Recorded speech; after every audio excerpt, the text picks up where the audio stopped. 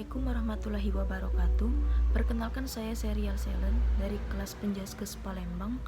Di sini saya akan menyampaikan video UAS saya dengan mata kuliah evaluasi pembelajaran Penjas. Baiklah, video saya nanti berisikan tentang hakikat evaluasi dan macam-macam evaluasi serta analisis butir soal dan cara penilaiannya, dan mengaitkan tema A dan B tersebut implementasi dalam peserta didik.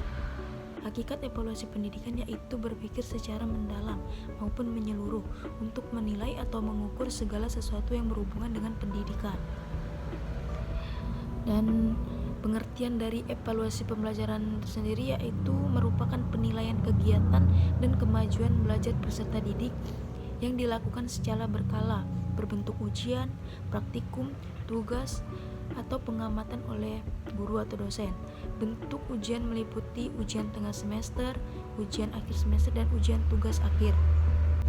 Baiklah, saya akan menampilkan PPT tentang poin-poin yang saya sebutkan di awal tadi. Berikut PPT-nya.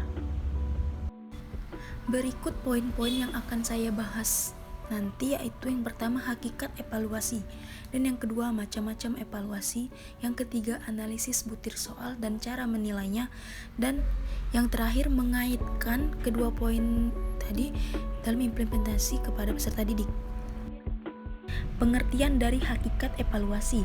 Hakikat yang artinya pemikiran, evaluasi yang berarti penilaian atau pengukuran, dan pendidikan adalah proses belajar mengajar. Dapat kita simpulkan bahwa hakikat evaluasi pendidikan yaitu berpikir secara mendalam maupun menyeluruh untuk menilai dan atau mengukur segala sesuatu yang berhubungan dengan pendidikan. Nah, berikutnya yaitu macam-macam evaluasi. Evaluasi berdasarkan tujuan. Yang pertama yaitu evaluasi diagnostik, yang artinya evaluasi yang ditujukan untuk menelaah kelemahan-kelemahan peserta didik dan faktor-faktor penyebabnya. Dan yang kedua yaitu evaluasi selektif, yang artinya adalah evaluasi yang digunakan untuk memilih peserta didik yang paling tepat sesuai dengan kriteria program kegiatan terbaru. Dan yang ketiga yaitu evaluasi penempatan, adalah evaluasi yang digunakan untuk menempatkan peserta didik dalam program pendidikan tertentu yang sesuai dengan karakteristik peserta didik. Yang selanjutnya yaitu evaluasi formatif, yaitu evaluasi yang dilaksanakan untuk memperbaiki dan meningkatkan proses belajar mengajar. Dan yang terakhir evaluasi sumatif, adalah evaluasi yang dilakukan untuk menentukan hasil kemajuan belajar peserta didik. Baik, yang selanjutnya yaitu evaluasi berdasarkan sasaran.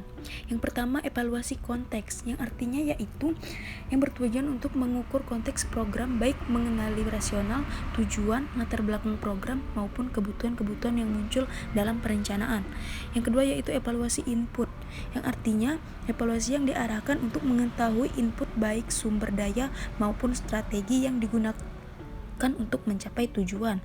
Yang ketiga, evaluasi proses, yang bertujuan untuk melihat proses pelaksanaan baik mengenai kelancaran proses, kesesuaian dengan rencana, faktor pendukung, dan faktor hambatan yang muncul dalam proses pelaksanaan. Keempat yaitu evaluasi hasil atau produk, yang diarahkan untuk melihat hasil program yang dicapai sebagai dasar untuk menentukan keputusan akhir, diperbaiki, dimodifikasi, ditingkatkan, atau dihentikan.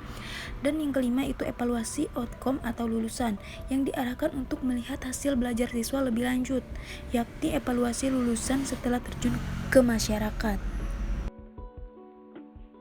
Baik, yang selanjutnya yaitu jenis evaluasi berdasarkan lingkungan kegiatan pembelajaran.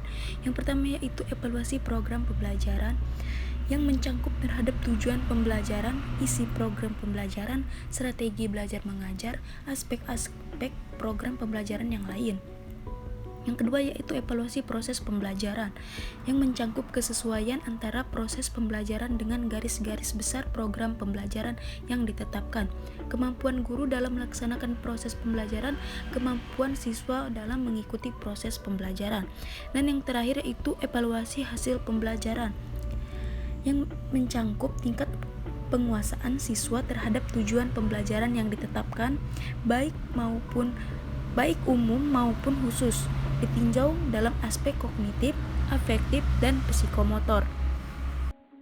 Nah, ini dia analisis butir soal yang ditentukan oleh tingkat kesukaran soal atau P sama dengan proporsi peserta didik yang menjawab benar terhadap butir soal tersebut. B. Daya beda butir soal. Atau D. Indeks yang menunjukkan tingkat kemampuan butir soal membedakan kelompok dan yang berprestasi tinggi dan yang berprestasi rendah. Yang ketiga itu berfungsi tidaknya pilihan atau mengecoh. Dan analisis perangkat soal ditentukan oleh validitas dan reliabilitas. Silakan diperhatikan prosedur menghitung tingkat kesukaran atau P. Silakan perhatikan kolom tersebut di mana sudah ada keterangan dari isi-isi kolom yang poin A, B, C, D, E. Baik untuk tingkat kesukaran yaitu sukar bila P sama dengan 0,00 sampai 0,25. Sedang bila P 0,26 sampai 0,75. Mudah bila P sama dengan 0,00 sampai 0,25. Maka nilai P makin besar, jumlah yang menjawab benar makin banyak, maka tingkat kesukaran soal makin rendah. Nilai P berkisar antara 0,0 sampai 1,0. Nilai P tidak menunjukkan apakah butir soal tersebut baik atau buruk. Nilai P dipengaruhi oleh tingkat kemampuan sekelompok peserta tes. Nah, yang berikut prosedur menghitung daya beda atau D untuk peserta jumlah besar lebih dari 50 peserta. Susunlah urutan peserta berdasarkan skor yang diperolehnya, mulai skor tertinggi sampai skor terendah. Baik, untuk poin-poin yang selanjutnya, silakan perhatikan PPT ini.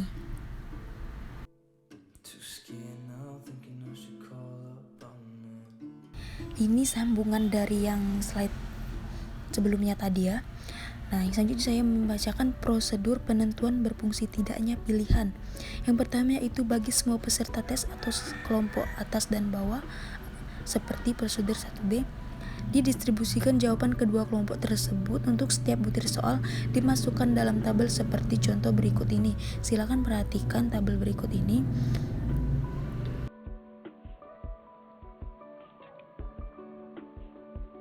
Kaitan implementasi kepada peserta didik, evaluasi hasil belajar peserta didik harus memenuhi persyaratan yang ada pada semua penilaian yang sudah ditentukan.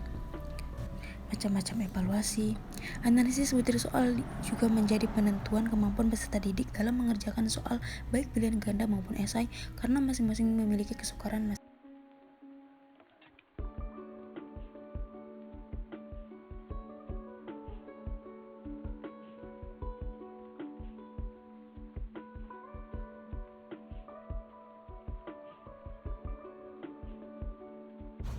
Sekian dari saya akhiri. Wassalamualaikum warahmatullahi wabarakatuh.